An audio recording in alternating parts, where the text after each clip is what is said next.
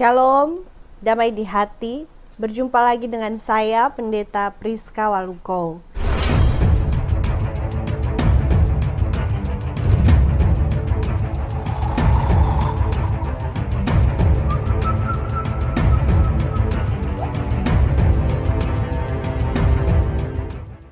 Kita akan merenungkan firman Tuhan yang terambil dalam Perjanjian Lama, Kitab Keluaran pasal 31 ayat 1 sampai 11.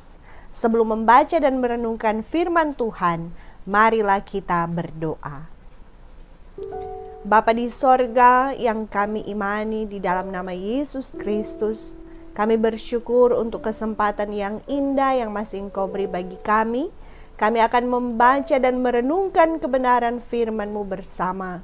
Tolong kami dengan hikmat-Mu, pengertian dan pengetahuan, sehingga kami boleh mengerti, memahami firman-Mu, dan kami mampu melakukannya dalam ketaatan.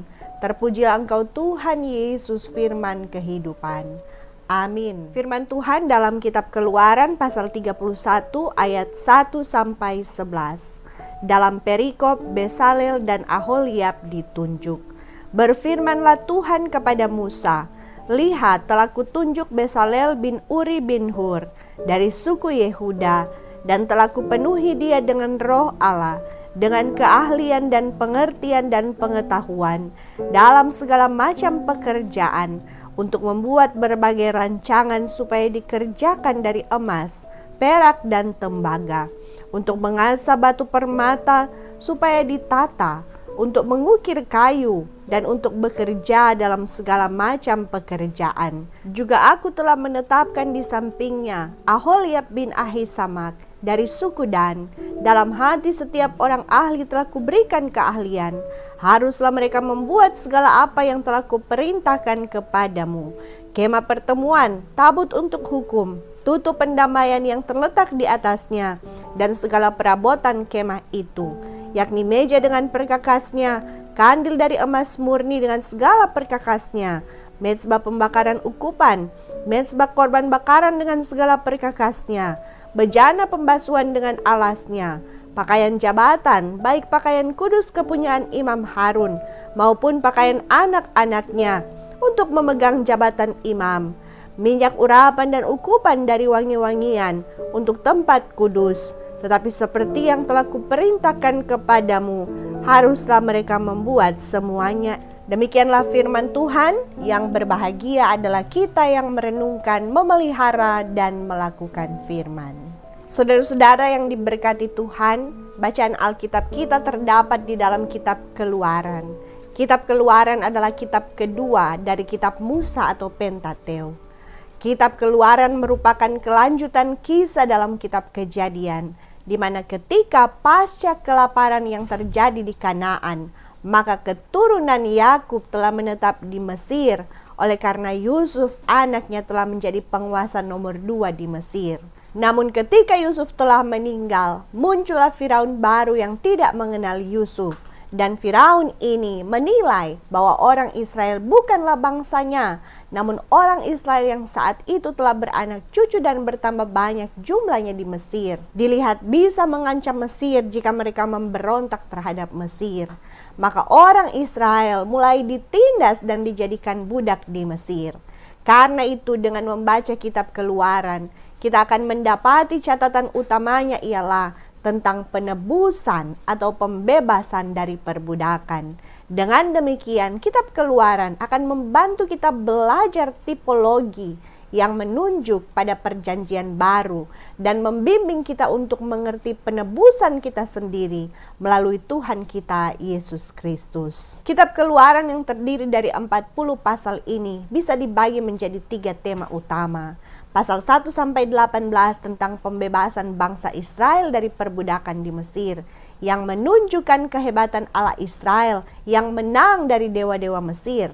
Pasal 19 sampai 24 tentang pemisahan bangsa Israel dari bangsa-bangsa lain sebagai umat pilihan Allah yang dimeteraikan dengan perjanjian di Sinai. pasal 25-40 tentang tempat kediaman Tuhan lewat pembangunan kemah suci dan pelayanan para imam di dalamnya. Saudaraku, bacaan kita secara khusus terdapat di pasal 31 ayat 1-11 yang oleh Lembaga Alkitab Indonesia diberi judul Bezalel dan Aholiab ditunjuk. Bagian ini masuk dalam tema tentang pembangunan kemah suci.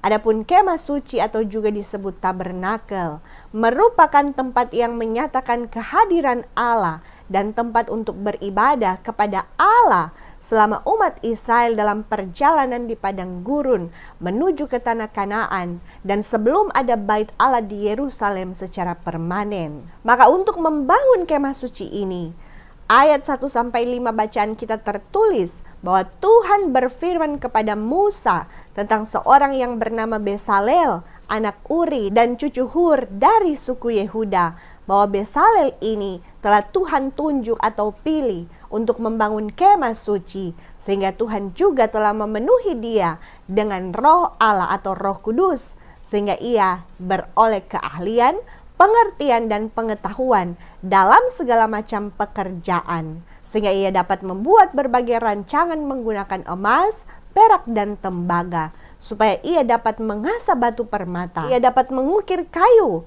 dan untuk segala macam pekerjaan berkaitan dengan pembangunan kemah suci. Kemudian ayat 6 menunjukkan juga bahwa Tuhan pun menetapkan seorang bernama Aholiab, anak Ahisamak dari suku Dan di samping Bezalel. Itu artinya Aholiab ada untuk membantu atau bekerja sama dengan Bezalel dalam mengerjakan pembangunan kemah suci. Seperti Bezalel, demikian pun Aholiab diberikan Tuhan keahlian. Bahkan tertulis bahwa dalam hati setiap orang ahli, yakni para tukang yang mengerjakan pembangunan kemah suci itu, telah Tuhan berikan keahlian.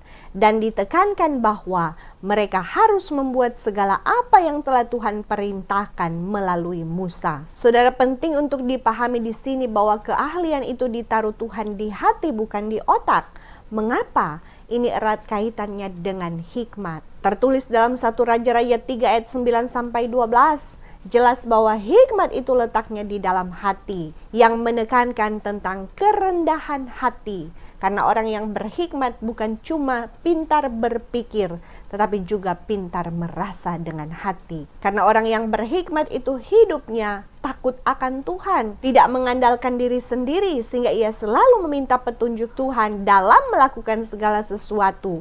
Sebagaimana Salomo yang berkata, maka berikanlah kepada hambamu ini hati yang faham menimbang perkara, untuk menghakimi umatmu dengan dapat membedakan antara yang baik dan yang jahat. Sebab siapakah yang sanggup menghakimi umatmu yang sangat besar ini? Maka jawab Tuhan di ayat 12a, maka sesungguhnya aku melakukan sesuai dengan permintaanmu itu. Sesungguhnya aku memberikan kepadamu hati yang penuh hikmat dan pengertian. Demikianlah bacaan kita. Hanya dengan hikmatlah maka Bezalel, Aholiab dan para tukang yang membangun kemah suci akan mampu mengerjakan pekerjaan sesuai dengan perintah dan kehendak Tuhan melalui Musa. Mereka mau mendengar Musa dalam membangun kemah suci. Selanjutnya ayat 7-11 menunjukkan apa saja pekerjaan yang harus mereka kerjakan. Tentu yang pertama adalah kemah pertemuan itu sendiri. Kemudian juga tabut atau peti untuk tempat menaruh 10 hukum Tuhan atau kedua loh batu yang ditutup dengan tutup pendamaian. Tabut inilah yang sebenarnya melambangkan kehadiran Tuhan. Karena itu kita tahu bahwa bangsa Israel sangat menjaga tabut ini, sebagaimana saat mereka membawa tabut ke medan pertempuran agar mereka bisa memperoleh kemenangan dalam 1 Samuel 4 ayat 3-10. Dan ketika tabut itu dirampas oleh bangsa Filistin, orang Israel terpukul kalah. Dan kita tentu tahu dengan kisah runtuhnya tembok Yeriko saat orang Israel dan para imam mengelilingi tembok kota Yeriko dengan membawa tabut Tuhan dan sangkakala yang ditiup selama 6 hari. Lalu pada hari yang ke-7 mereka mengelilingi kota itu sebanyak 7 kali. Lalu saat Yosua perintahkan bangsa itu bersorak, maka runtuhlah tembok kota Yeriko yang kokoh itu. dalam Yosua 6 ayat 6 sampai 14. Selanjutnya, Bezalel, Aholiab, dan para tukang juga yang membuat segala perabotan, perkakas, juga pakaian jabatan atau pakaian kudus yang dipakai Imam Harun dan anak-anaknya, sampai minyak urapan dan ukupan dari wangi-wangian untuk tempat kudus. Semuanya itu mereka yang membuatnya. Saudara, betapa banyaknya kemampuan Bezalel dan Aholiab. Karena jelas dari pekerjaan yang mereka kerjakan, ternyata bukan hanya mampu membuat kemah, perabot, dan perkakas, bahkan membuat atau menjahit pakaian imam dan membuat minyak urapan dan ukupan untuk wewangian juga sanggup mereka lakukan, saudara. Tetapi tentu ini bukan karena kehebatan mereka sendiri, melainkan jelas bahwa ini adalah anugerah Tuhan kepada mereka. Saudaraku, dari bacaan ini ada beberapa hal penting yang bisa kita ambil dalam kaitan dengan tema ilmu pengetahuan dan teknologi pemberian Tuhan. Secara khusus bagi kita orang percaya, yakni gereja Tuhan, dalam menjalani kehidupan kita dimanapun kita berada. Yang pertama, kesediaan mendengar dan taat pada perintah dan kehendak Tuhan. Saudaraku, dalam bacaan ini kita mendapati bahwa Tuhan berfirman melalui Musa untuk memakai Bezalel dan Aholiab dalam membangun kemah suci. Dengan demikian, Bezalel dan Aholiab kendati memiliki keahlian untuk membangun seniman-seniman yang hebat, tetapi mereka hanya akan membangun sesuai dengan apa yang diperintahkan Musa. Mereka tidak membangkang atau membangun semau mereka, karena Musa adalah orang yang Tuhan pakai untuk mendelegasikan tugas kepada mereka. Jadi Musa sekalipun tidak punya kemampuan membangun kemah, tetapi Musa yang memegang cetak biru kemah suci langsung dari Tuhan. Demikian juga Musa sungguh-sungguh taat pada Tuhan yang memerintahkannya memakai Bezalel dan Aholiab, bukan orang lain. Musa tidak mencari orang sesuai kehendak hatinya, tetapi memakai orang sesuai pilihan Tuhan. Di sini kita mendapat pelajaran bagaimana harus bekerja sama dengan orang-orang yang Tuhan telah percayakan dalam setiap tugas, pelayanan, dan pekerjaan yang Tuhan berikan kepada kita. Dalam pekerjaan Tuhan, khususnya dalam pelayanan, tentu kita punya rekan sepelayanan seperti pelayan khusus. Ada diaken, penatua, guru agama, dan pendeta. Bahkan secara luas, ada perangkat pelayanan seperti komisi BIPRA dan komisi kerja. Mari kita saling menghargai sesuai dengan tugas, pekerjaan, talenta, dan keahlian yang ada pada tiap-tiap orang itu. Jangan ada penatua karena punya jabatan di kantor sebagai pimpinan, sedangkan diakennya hanya ibu rumah tangga atau petani atau pegawai biasa, lalu mulai memandang rendah. Bahkan tugas diaken pun dia sabotase. Jangan, saudara. Ingat, diaken dipilih Tuhan melalui jemaat. Jika tidak menghargainya, berarti kita tidak menghargai pilihan Tuhan. Saudara, ini sangat merusak pekerjaan Tuhan di jemaat. Padahal Tuhan yang sudah memilih dan menempatkan hamba-hambanya untuk melayani di sana. Karena itu mari belajar dari hubungan kerjasama antara Musa, Bezalel, dan Aholiab dalam mengerjakan pekerjaan Tuhan. Bahwa mereka punya sikap rendah hati untuk taat, mau saling menghargai dan saling menopang, sehingga pekerjaan luar biasa yakni pembangunan kemah suci pun boleh terselesaikan dengan baik. Demikian pun jika dalam pelayanan kita ataupun di tempat kita bekerja, kita memiliki kerendahan hati, hidup takut akan Tuhan, maka Tuhan akan beri kita hikmat di dalamnya, ada pengetahuan, keahlian, kemampuan untuk mengerjakan segala tugas tanggung jawab kita dengan baik. Kita akan mampu bekerja sama dengan baik dengan orang yang Tuhan percayakan bekerja dengan kita atau melayani dengan kita, dan kita akan mampu menghargai sesama kita, baku dengar, baku hormat, sehingga apapun tugas, apapun program kerja pasti bisa terselesaikan dengan baik dan untuk kemuliaan nama Tuhan. Tidak ada yang akan menyombongkan diri karena menyadari semua keahlian, kecakapan dalam menjalankan tugas atau program itu hanyalah anugerah Tuhan semata. Yang kedua, semua yang kita miliki termasuk ilmu pengetahuan dan teknologi dipakai untuk memuliakan Tuhan. Saudaraku, sebagai orang percaya tentu kita menyadari bahwa segala sesuatu di dalam dunia ini, bahkan kita manusia, adalah ciptaan Tuhan. Tidak ada sesuatu pun yang tidak bersumber dari Tuhan. Sehingga sudah seharusnya lah apapun yang Tuhan ciptakan dipakai untuk memuliakan Tuhan, bukan untuk kejahatan atau berbuat dosa. Berangkat dari pembacaan kita, bagaimana Bezalel dan Aholiab membuat kemah suci, perkakas, perabotan, pakaian imam, dan minyak urapan dan ukupan. Semuanya itu pada hakikatnya hanyalah benda mati, tetapi karena dipakai untuk kehadiran Allah, untuk pekerjaan kudus, maka kemah suci itu pun memberikan pengaruh yang baik, bahkan membawa keselamatan untuk umat Israel. Demikian bagi kita, apapun yang kita miliki di dalam hidup ini, baiklah kita pakai untuk memuliakan Tuhan, untuk pekerjaan Tuhan melalui gerejanya, untuk melayani Tuhan. Jangan kita lupa diri dengan apa yang kita miliki. Misalnya, kita punya uang banyak, harta melimpah, ilmu pengetahuan tinggi, memiliki gelar yang tinggi, bahkan jabatan atau pangkat yang tinggi. Tetapi kemudian, dengan semua yang kita miliki, kita menjadi angkuh, pelit, egois,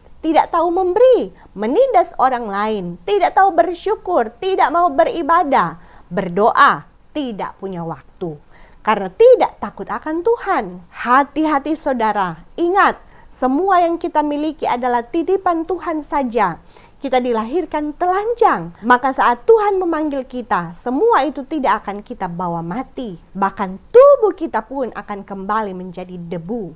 Ini penting untuk disampaikan, karena masih banyak orang yang lupa diri dengan kenikmatan dunia saat ia hidup. Karena itu, belum terlambat saudara, bertobatlah. Dan mari pakai semua yang kita miliki untuk memuliakan Tuhan. Hidup semakin rendah hati saat diberkati dengan kekayaan, pengetahuan, dan jabatan. Dan pakai semua itu untuk menopang pekerjaan Tuhan melalui gerejanya. Dengan berpartisipasi membangun jemaat, berdiakonia, rajin bersekutu dan bersaksi tentang Kristus Tuhan dan Juru Selamat kita. Di era yang semakin modern ini, yang ditandai dengan kemajuan ilmu pengetahuan dan teknologi, kita sudah berada di era 4.0, bahkan mulai memasuki era 5.0, di mana kita tidak bisa pungkiri bahwa kita semakin tergantung dengan teknologi, di dalamnya internet. Bahkan anak sekolah mulai diarahkan belajar menggunakan HP Android. Sehingga kita memang tidak bisa menolak laju perkembangan iptek ini. Kita tidak boleh gaptek, kita harus menyesuaikan dengan perkembangan yang ada, namun tetap memakai iman Kristen dalam menggunakannya. Dalam arti tetap takut akan Tuhan, sehingga berhikmat dalam memakai teknologi khususnya internet. Jangan memakai internet untuk berbuat kejahatan, apalagi berbuat dosa. Awasi anak-anak kita saat mereka menggunakan gadget dan mengakses internet, agar mereka tidak dirusak oleh pengaruh negatif internet, seperti tampilan konten-konten vulgar, dewasa, dan kekerasan. Sebaliknya, mulailah dari diri kita sendiri, agar memakai internet untuk belajar, menyaksikan firman Tuhan, dan melihat bahkan bagikanlah konten-konten rohani. Agar melalui kemajuan iptek, nama Tuhan Yesus semakin dimuliakan dan Injil semakin tersebar ke seluruh dunia. Saudara, percayalah bahwa kita pun adalah Bezalel dan Aholiab, di mana Tuhan menempatkan kita berada. Tidak ada yang kebetulan saat kita ada dalam keluarga kita, di tempat kita bekerja sekarang, di gereja kita sekarang, dan dalam periode pelayanan kita sekarang. Kita pun ditunjuk dan dipilih Tuhan untuk mengerjakan pekerjaan yang Tuhan berikan kepada kita. Sadarilah, saat Tuhan memilih kita, Ia juga yang memperlengkapi kita dengan rohnya dalam hati kita, sehingga kita mampu, kita punya keahlian, kita punya pengetahuan, agar apapun tugas kerja dan pelayanan yang harus kita kerjakan, akan mampu kita selesaikan dengan baik dan untuk kemuliaan Tuhan.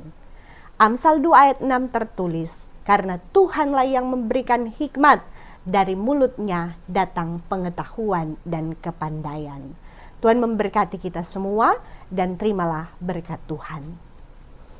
Tuhan akan menjaga keluar masukmu mulai dari sekarang dan sampai selama-lamanya. Amin. Sampai jumpa saudara.